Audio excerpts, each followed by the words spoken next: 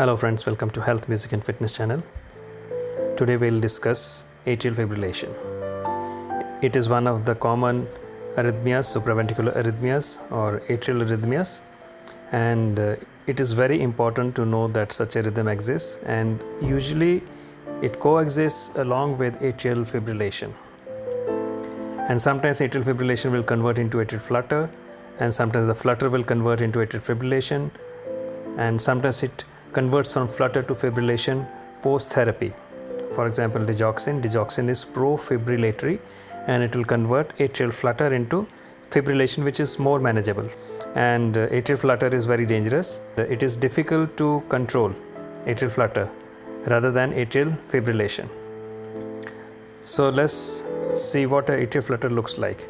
We'll use the same ECG which we used for atrial fibrillation video in the previous video, and if you see out here, this indurated wavy isoelectric line, this shows atrial fibrillation in which RR interval is irregular, and you cannot see the P waves.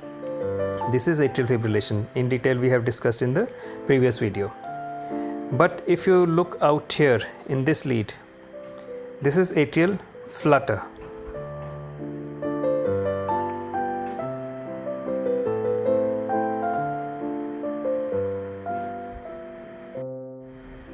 Hello friends, welcome to Health, Music and Fitness channel.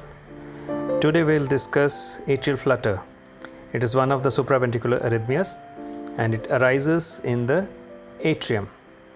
In the previous video we discussed about atrial fibrillation, in which the RR interval is irregular and there are no P waves which you can see. Atrial firing rate is between 400 to 600 beats per minute, and then the AV node, it creates a filter and does not let all the atrial beats to pass through the AV node into the ventricles. Otherwise the patient will have ventricular fibrillation sort of rhythm and it is incompatible with life.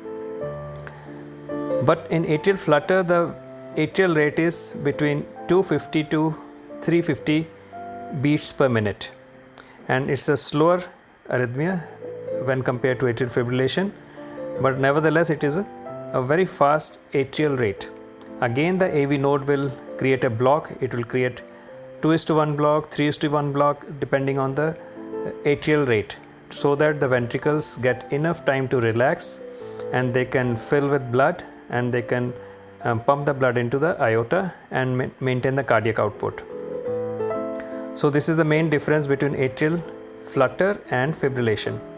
In atrial flutter, the rhythm is usually regular, but still it can be irregular, and sometimes these patients, they will develop Mobitz type 1 AV block, which is a type 2 AV block. In that again the atrial rate will be irregular. And another condition in which you will get irregular heart rate is MAT, multifocal atrial tachycardia. And there are many other ectopics and tachycardias which can present with irregular beats.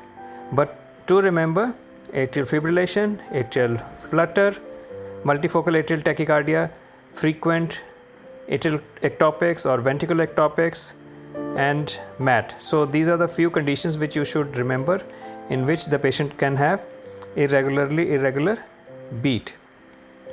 So now you look in this ECG, we'll use the same ECG which we used in the previous video. In these leads you can see the heart rate is irregular. Now you see out here there is a indurated baseline, which is also called the isoelectric line, and you cannot see the P waves, and the RR interval is irregular. This is atrial fibrillation. Now you look in lead V1, V2, and you will see a coarser wave pattern. Isoelectric line is more coarse. So this is what a flutter will look like. And usually, supposing in this ECG, the atrial rate is, now supposing in this ECG the atrial rate is 300 beats per minute. So the AV node will create a block and it will half the beats and MAT, which is multifocal atrial tachycardia, and it is also called wandering pacemaker. and in this again it is a supraventricular atrial arrhythmia. It usually occurs in patients with severe COPD, and especially when the COPD exacerbates. When there is exacerbation of COPD, these patients can develop tachycardia, and usually when there is exacerbation of COPD, multifocal atrial tachycardia can start, and heart rate is 100 beats per minute or more, and every P wave is followed by a QRS complex. So this is the main difference between atrial flutter, atrial fibrillation and MAT. In MAT, there is no skipping of the QRS complexes after the P wave is formed, and the only difference is there are multiple foci in the atrium from where the P wave arises. There can be numerous spots or foci in the atrium from where the P waves are arising, and all of them, they are passed through the AV node into the ventricles. Unlike in atrial fibrillation and in atrial flutter, where some of the beats are blocked by the AV node, in MAT, in multifocal atrial tachycardia, no beat is blocked by the AV node. All are allowed to pass, and is a problem, and we have to control the ventricular rate. So we can control the ventricular rate with various drugs like verapamil and digoxin and beta blockers. And so the main difference between atrial flutter, fibrillation and MAT is all the beats are allowed, all the atrial beats are allowed to pass the AV node into the ventricles. So the ventricular rate will be 100, the atrial rate will be 100 beats per minute, and the cardiac output is good, and that is why there is no risk of formation of thromboembolic phenomena, because the atrium are contracting very nicely, unlike in fibrillation and in flutter. So this is all about atrial flutter, atrial fibrillation and MAT.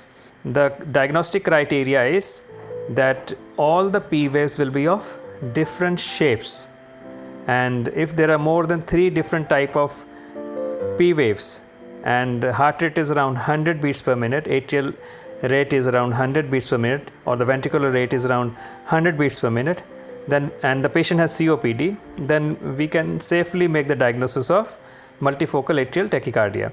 But you will have to look at the shape of all the P waves.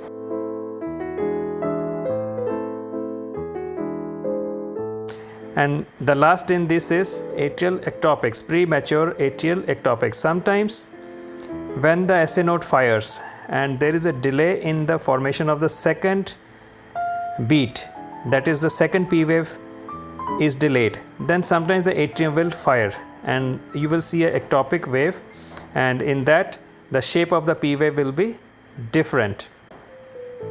So guys, if you like our videos, please like, subscribe and comment on the videos, and if you want us to cover any other important topic in ECG, and please write in the comment box, and I'll try to make some videos on that. Thank you.